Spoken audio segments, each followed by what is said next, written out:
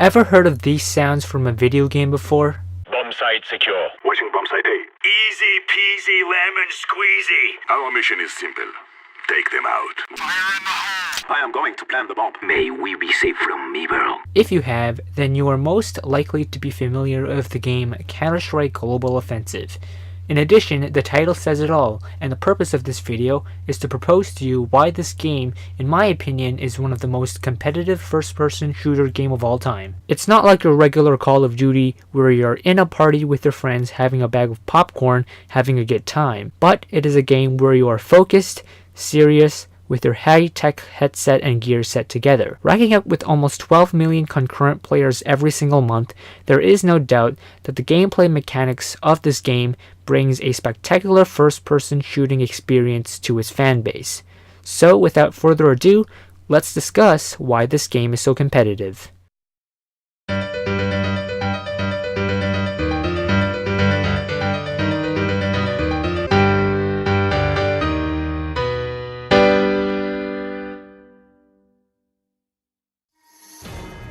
Let's talk about shooting mechanics.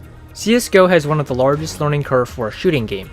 This game offers a definitive experience where it only includes hipfire only shots and no aim down sights, excluding the sniper rifles and 2 other rifles in the game. In addition, the shooting mechanic does not automatically trace to the enemy player model. With these limitations in hand, it ironically brings a wide array of mobility of firing, moving, and strategy that pushes the skill gap separating from the noob to the pros.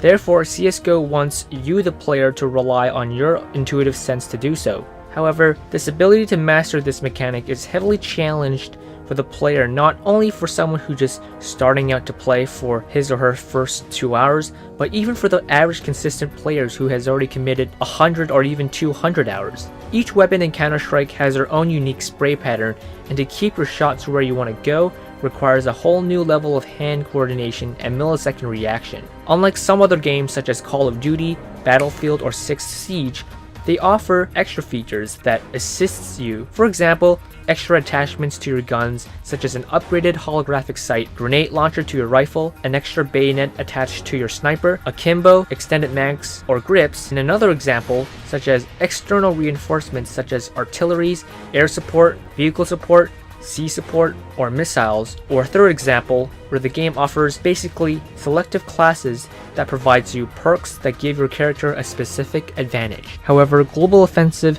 does not offer any of these additional features. It's true, these features do make a game more fun and enjoyable, but it does not breed a focus of competitiveness into the game. That is why in CSGO, your rank is heavily dictated on your credibility to other players. Whether you are in the bottom tier or the upper tier of the pyramid, everybody is sensitive at which rank they are in.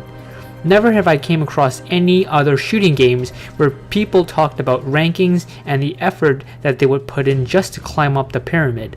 No wonder the ranking system is constantly being revised with better algorithms such as implementation of machine learning. Ultimately, shooting somebody in the head with an AK feels much more satisfying than an AK buffed with extra attachments and a UAV helping you in the game because the stakes are so much higher. Navigation plays a huge role for creating a competitive atmosphere in Counter-Strike. Counter-Strike isn't a battle arena where you're supposed to have fun, but it is an arena that is taken seriously. For the average player, every map, whether it is Dust 2, have specific areas that has to be studied deeply in order to take territorial advantage. With the battle of trying to get territorial advantage, this encourages the skill to understand tactics to utilize your equipment such as flashbangs and smoke. In addition, each and every individual map is structured for one particular mode, mainly a bomb or diffuser mode, where areas for a game such as Rainbow Six Siege, that is also a first-person tactical shooter, their maps include multiple game modes, which leaves the map design to dabble into different play strategies compared to Global Offensive, whose maps are designed for one and only one objective only. This idea for one map and one game mode encourages more players to play competitively in understanding and navigating around the map, while a diversified game mode creates a blend for them. The scarcity effect. In a game like Counter-Strike, losing your life is a huge deal.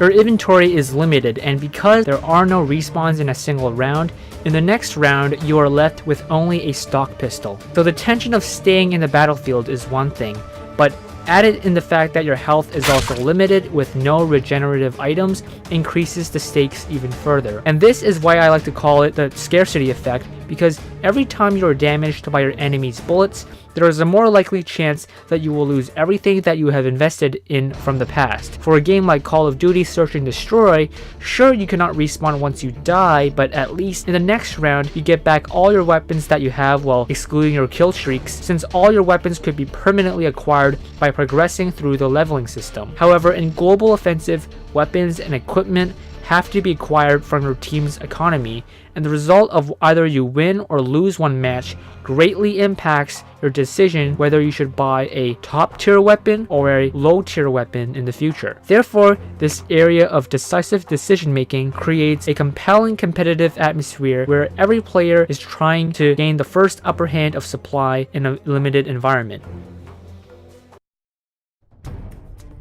Team-based game. Mastering your aim is an important steep learning process in the game, but that is an individual skill. Cooperation skill is another important factor to consider for Counter-Strike. Letting your teammates know where your enemy team is a crucial key in dominating the match, and it does not matter if you have mastered the art of shooting by being on top of the learning curve. If you are not able to develop clear callouts for your teammates, your team will likely lose the match. For example, let's say that I am playing as the terrorist side on Dust 2. Now, I can't simply just rush into one of the bomb sites. I will be killed by the 5-man team from my enemy. So that's why there should already be a communication between my teammates to make the decision whether we should take either bomb site A or B.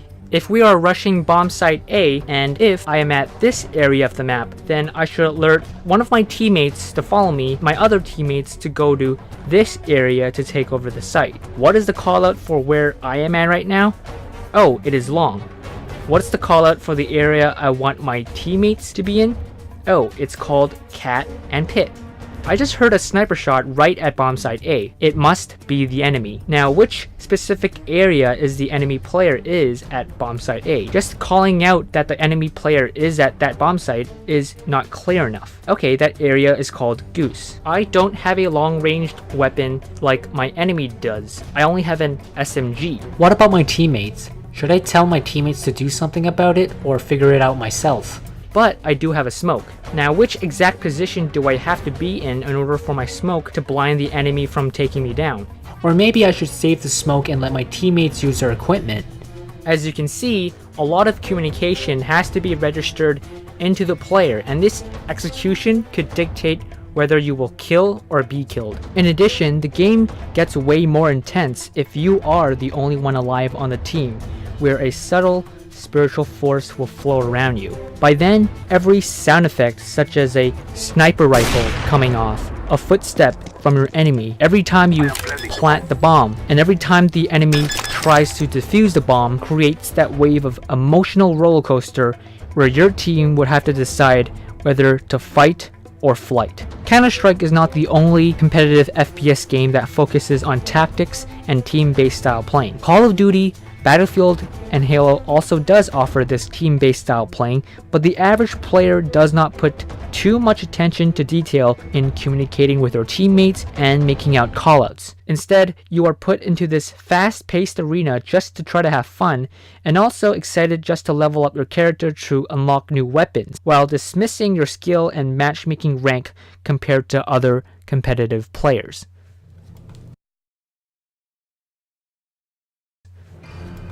In conclusion, CSGO was released in 2012. It is over 5 years old, and for the average video game, its player base would substantially drop due to its lifespan. But for Global Offensive, it was the complete opposite. And I think it's just not because of the cosmetic features that makes it so popular, but because of the connection between the regular player and the esports player that it has. Both have the exact same inventory, but two very different skill gap, and it's the ambition for the regular player to eventually become as good as the esports player that makes this game so competitive.